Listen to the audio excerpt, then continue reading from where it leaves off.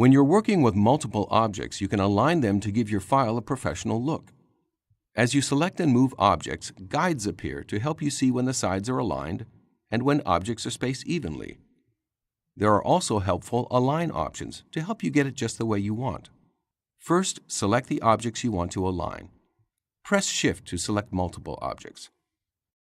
Then select Format, Align, and select how you want to align them. You can align the top, middle, or bottom. You can also align the left, center, or right. If you have 3 or more objects and want to distribute them evenly, first select them, and then select Align, Distribute horizontally. You can also use guides and grid lines to help you align objects.